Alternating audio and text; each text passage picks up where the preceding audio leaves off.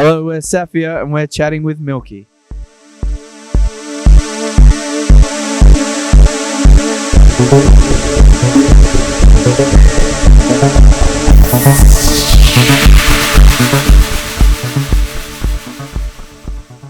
I think it's it's a collection of like all our influences and from the past sort of converging into a point where I think it's quite mature writing, I would like to say. I don't know whether it is. And I think, the way we work, each process we've like refined our process more and more. And I think it's just becoming hopefully more streamlined and then more felt and subconscious than thought about. The lucid dreaming lens that I think the record has like this thread that ties the songs together that feel very dreamlike, and it's a feeling that's like hard to put a finger on, but it sort of hits something in the depths of the brain, for me anyway. And so I think as it's like trying to thematically and conceptually, it plays into this idea of dream and sleep and sort of existing in the past 3 or 4 years in what has been a rather, bizarre and I'll say the word unprecedented time, and sort of, trying to exist through that in this feeling of almost like this dreamlike, not detachment, but yeah. I guess we sort of just started writing probably about 4 years ago, and we sort of went on this creative journey, which was somewhat up and down. Inevitably, through writing several songs, a sort of sonic palette formed. I don't think we like to force anything. Luckily enough, it sort of just formed naturally after much deliberation and experimentation with all that sort of stuff. I agree. It's just we try and keep our influences and our sound like incredibly open and just let the song dictate it. And I think writing throughout that period, there was definitely points where it was hard to find inspiration or like step outside and get that big bird's eye view of like what the feeling of the song actually is and what the worlds are. At some point in the process, one thing starts to click and you just keep following that feeling of, okay, I think this feels right.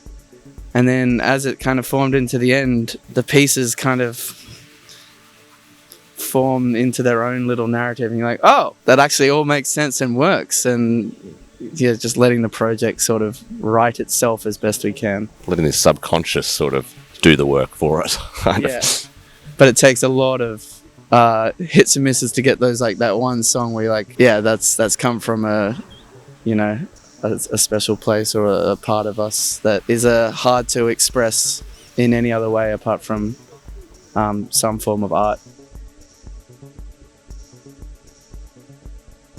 I think there's definitely more of a conscious effort to keep everything within, even though some songs might be complex, finding the simplest expression for those ideas.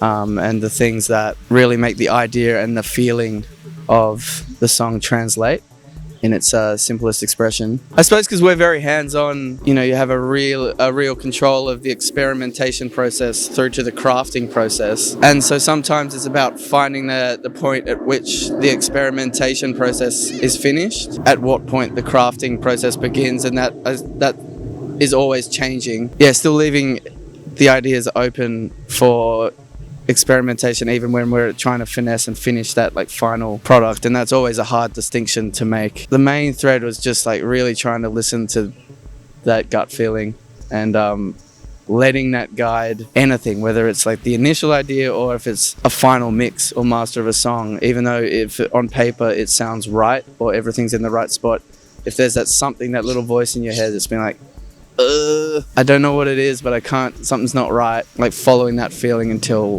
that thing clicks, you're like, there it is. That's the thing. That's what it wants to be.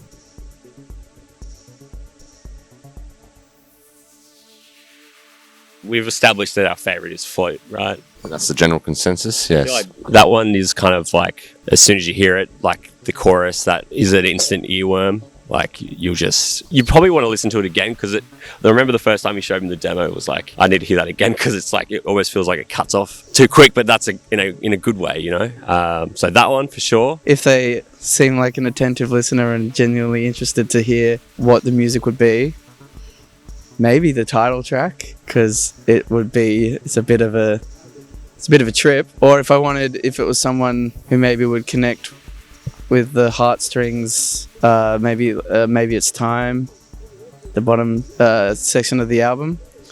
But yeah, all of them for different people. There's a song on there for everyone.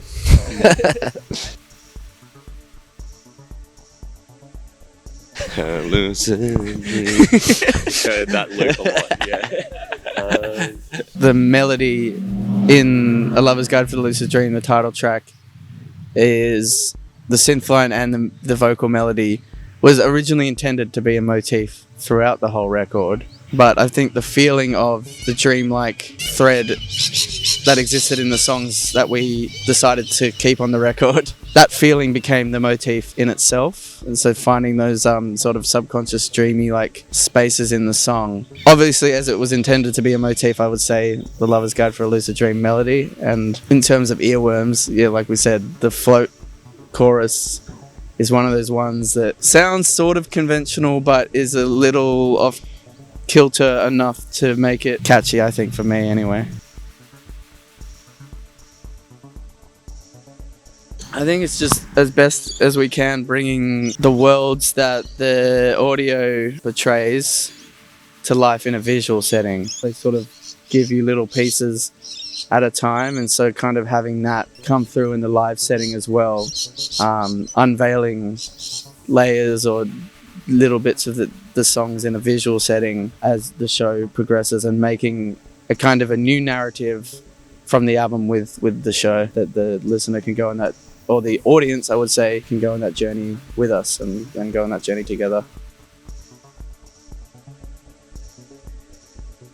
I mean, live music is extremely important. I feel, especially in the last few years, I've had that detachment from the audience, and to come back and be able to, like Ben said before, go on that journey together is so important for us. To add to that, I'll just say live music I feel like it's probably more important than ever. You could probably put sport in that same realm, and you could see recently or a couple months ago with the Matildas, like just what that did. I think in like Western society, like obviously one of the obvious problems is like a lack of genuine connection and community. Things like live music and sport like remind us that we're all human and we're all the same, and without like being, it's cliche for a reason, like it's that feeling of oneness and togetherness that there's not many other aspects of the way we live today that gives us that. So I think that's why live music is important and will continue to be. And so it's just doing our best to try and provide that connection as best as we can.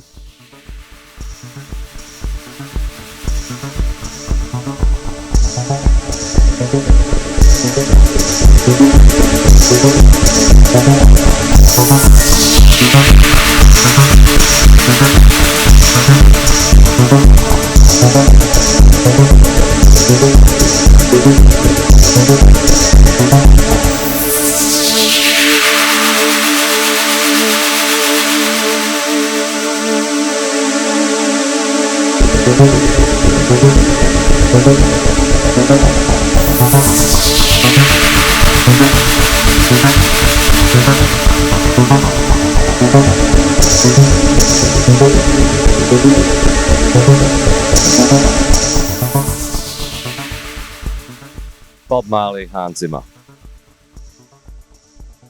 Hans Zimmer. Bing Crosby. True Lies, Arnold Schwarzenegger and Jamie Lee. Don't fuck this up. No. Hannah Montana. I will sing Hosanna. I will sing Hosanna. I think Alice Cooper. I think we were all there. I know I wasn't. Together. Oh, you and I went. You guys were there. Probably Coldplay. Yeah. Coldplay. Yeah. Backstreet Boy. It's too hard. Probably. What songs do I like best? Backstreet Boys songs. Yeah, Backstreet Boy. Maybe a Spice Girl. Hazmatron. Just, I don't know, Martin. You don't mess with Martin. Chili. Chili Spice. Something weird like Bing Crosby. I don't think you can. Oh, you can get AI to do that now. So yeah. I don't know either. Keith Urban. BTS? Russell Crowe's house. Oh, that's pretty good. NASA International Space Station. In like one of those caves, like in what, like the Wee Jasper caves. Nice. Yeah. I get self-conscious in karaoke, so I tend to pick something without any singing. So like maybe Rage Against the Machine, I just scream into the mic. Yeah. Maybe like an instrumental. That's a funny karaoke. I just stand there. Maybe Bulls on Parade was the last time I did karaoke, and I think I lost my voice from screaming it. Wagon Wheel. Nice. Yeah. I don't know. I try to avoid it. That's fucking dreadful. I mean, Splendor on the Grass is pretty up there. Like the first one we did, just because it was crazy. There was like 10,000 people there, and it's probably, was that our first festival? First. Yeah, it was like so it was pretty nerve-wracking, but amazing. I'll tell you what, I'm a massive fan of the Gorillaz, and I just like the way that they've used the medium of visual art and how they used it early on, and then as, you know, the future has unfolded, it's only like worked more and more in their favor and leaning into that. I think they were doing a lot of the stuff that artists are doing now for years before that, so they've definitely left a platform. Stop worrying? I don't know. Yeah, that's a good one. Music, it's like an outlet. When I'm making music, I'm a much happier person than when I'm not, so I kind of need it. I don't know, that's kind of just always been a part of me, I guess. I can't really pinpoint a moment. I remember when we'd done like one of our first shows, maybe here, like Oxford Arts, and it was like we'd actually started gaining a following, and I think maybe it was like, oh, that's now we can actually do this as like a career. Maybe that was maybe a time, but otherwise, can't really pinpoint it. Probably the moment I realised I wasn't good at anything else. Maybe the feeling of when I first wrote a song. Yeah, I like learnt guitar, and then I'd been learning other instruments before that, but then decided to write something of my own, and I was like, this is fun, and I just kept doing that.